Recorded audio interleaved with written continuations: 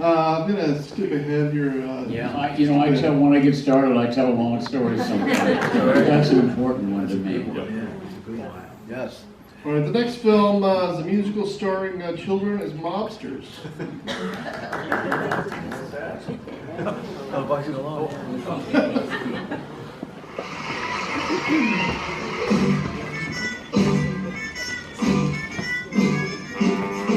Anybody who is, anybody will soon walk through that door.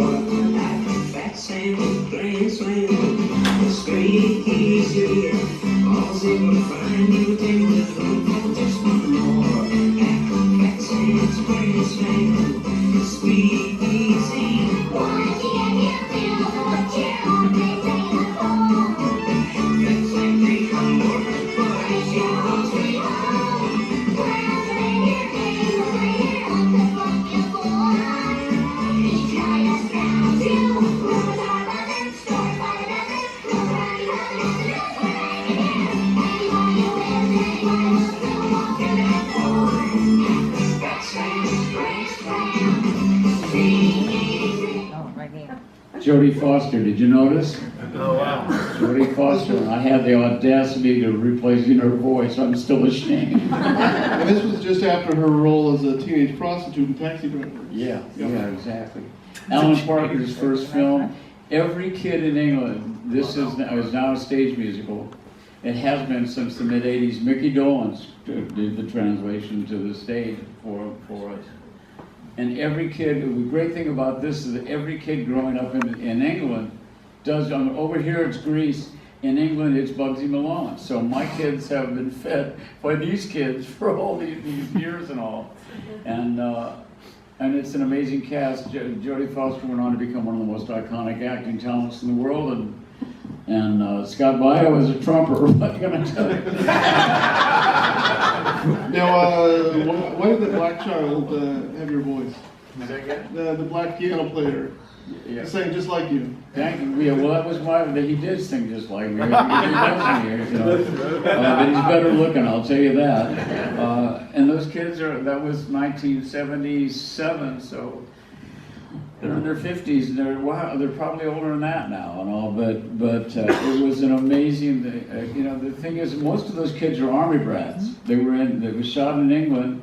And so you had a couple professional actors that you seated, in there like Scott and Jodie, but so you got kids that can act, and maybe you can teach them to dance, but their voices are all different, and since everything else is a little weird, the little guns shoot custard pie, and the pedal cars make sounds like cars.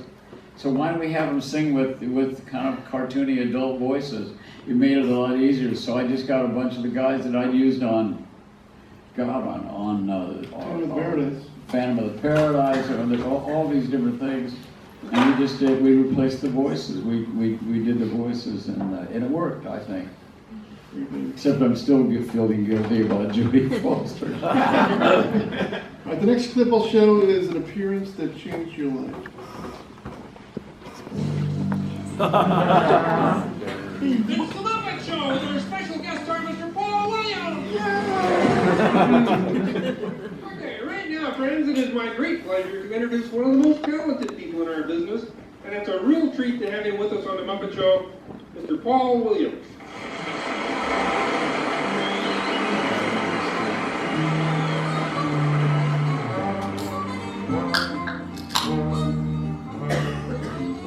Just an old-fashioned love song playing on the radio,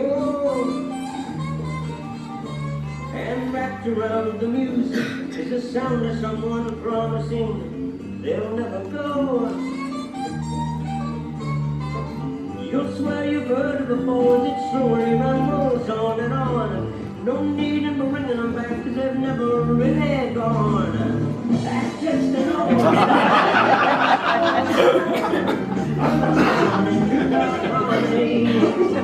That's just an old-fashioned love song. When I'm sure they were all you and me, the way on dreams of them. Let's go. Yeah.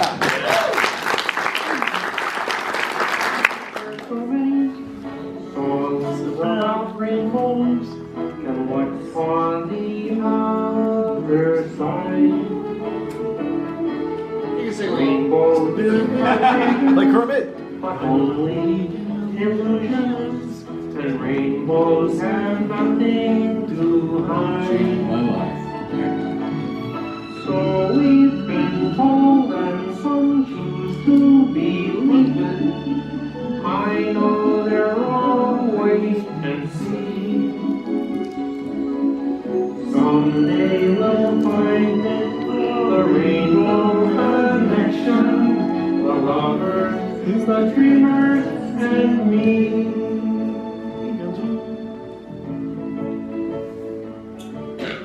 Who says that every wish would be heard and answered when wished on the morning star? Somebody thought it, and someone believed it. Look what it's done so far. What's so amazing that keeps us stargazing? And what do we think we might see?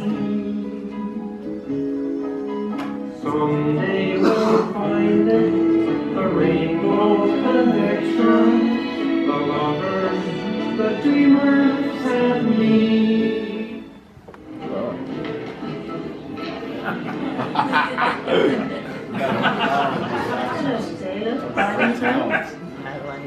We see, I'm not a sailor, I'm a frog.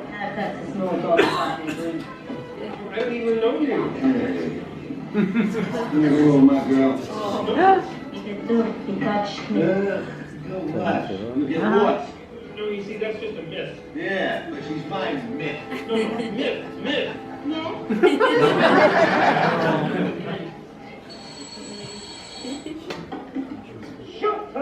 Showtime at the Oswego. That was my part of the Muppet movie. Girls, they funny, very fabulous, fuzzy bear.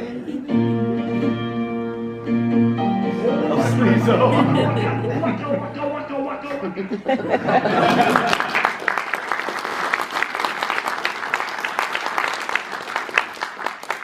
So you and Jim Henson had a special friendship.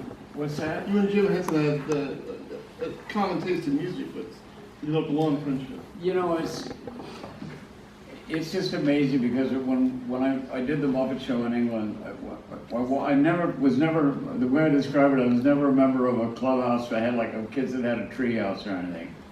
And that's what it felt like being around all the Muppet performers and all, you know, Frank Oz and Dave Goltz who does Gonzo and all. And Jim asked me if I would do a thing with him called Emmet Otter's Jug-Band Christmas. Any of you know Emmet Otter? Happily, I flew here, yesterday I flew here from Chicago because Emmet Otter, you know, we opened in New York with Emmet Otter as a stage musical, got great reviews. I mean, the Times review alone was like, oh my God, gold. And then we got closed like everybody else did by COVID. I got COVID when I showed up for the rehearsals. I never got to see it in New York because I was at the hotel going, still negative, I mean, still positive, testing and testing. But it opens Monday night at the Studebaker Theater in Chicago. It'll be back in the city when we can get a theater there because, you know, with the 2 years of no, you know, all the theaters dark in New York, there's a shortage of space for your shows and all, but I'm so excited that Emmet Otter was our first project together. And then he asked me to do the Muppet movie. When he asked me to do the Muppet movie, I knew I wanted Kenny Asher to write this music to with my lyrics. We do kind of both together, but I write basically the lyrics, he writes the music. We had just written most of the songs for A Star Is Born, so we were, you know, we were used to working every day. It was beautiful because Jim loved him too, and it was one of the greatest jobs I ever had in my life, sitting down to write, you know, the songs, and I did the underscoring as well because Kenny had a new baby girl at home, and he said, "You're on your own. I'm going back to my wife and baby." So I wrote the songs with Kenny and the underscoring, and it's just as, I mean, it's a relationship that I believe that there's new songs in the new version of Emmet Otter for the stage, but they feel like they belong and it's the spirit of Jim Henson that infuses anything that he ever had anything to do with. He's an amazing man, one of the sweetest people I ever worked with, you know, and like Karen, I miss him every day. Yeah, great guy. Amazing. Just amazing. Then you did the Muppet Christmas Carol with his son. Muppet Christmas Carol was my first sober song score. Thank you very much, Paul. You know, it's you know, it's funny because think about the way that the universe lines things up sometimes. Here I am, you know, I used to wake up in the morning with a sore right hand because I would sleep holding onto a 2-gram bottle of cocaine. You know, I mean, so I go from that, I go from Johnny Carson's couch to where I'm peeking out the Venetian blinds at 3 in the morning for the cheap tree police because I know they're out there coming to get me. I go from that dark world to all of a sudden I'm having a spiritual awakening. I mean, I am nothing but grateful.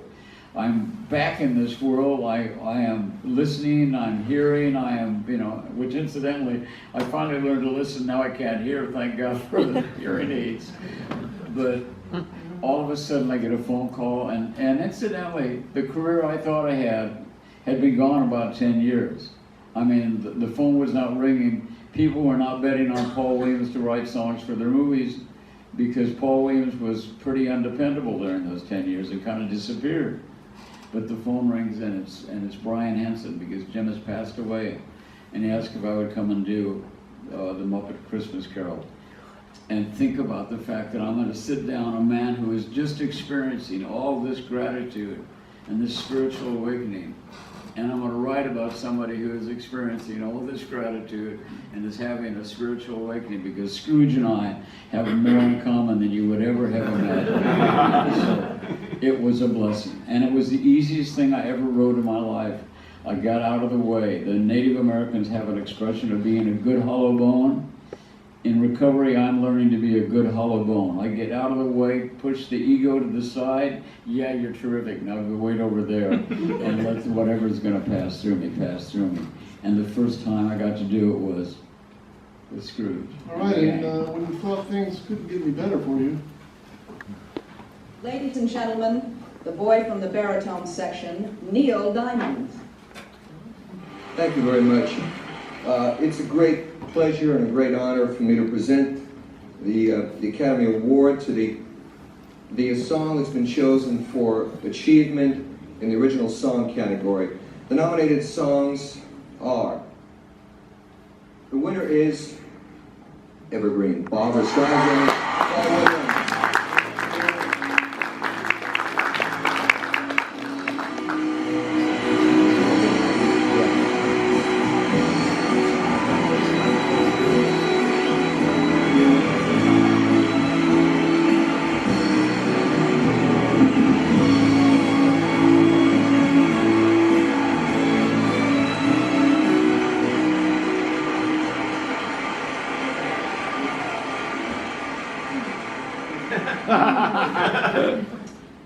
In my, thank you, honey. In my wildest dreams, I never could ever imagine winning an Academy Award for writing a song. I'm very honored and excited. Thank you all very much.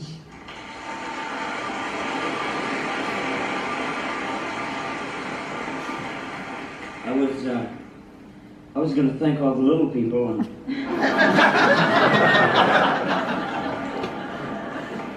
then I remembered I am the little people.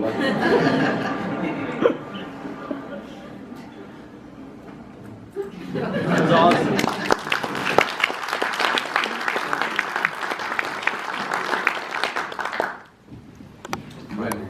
What did that do for your ego? What's that? What did that do for your ego? Well, the celebration lasted a long time. I think that what it did in a healthy way, as opposed to, I think that I got something that settled in the middle of my soul and the middle of my chest, and it is a part of my heart that survived my insanity. that this little, the run of the litter from, trailer trash from a construction gang that kept moving around the Midwest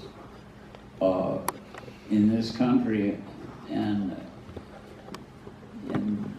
against all odds, managed to find himself in a position where wonderful opportunities walked up to me again and again and again in shoe leather.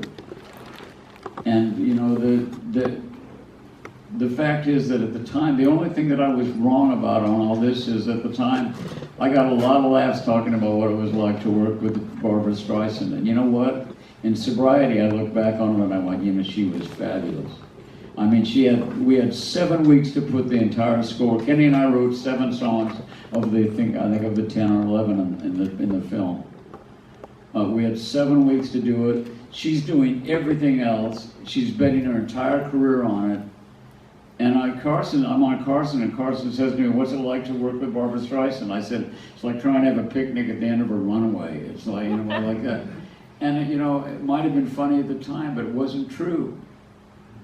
It was me being exposed to something I'd never been exposed to, a level of pressure that she was under, and she expected Kenny and I to be as good as her. And you know what? I'm really proud of the songs we wrote. There's songs in the movie that are my favorites.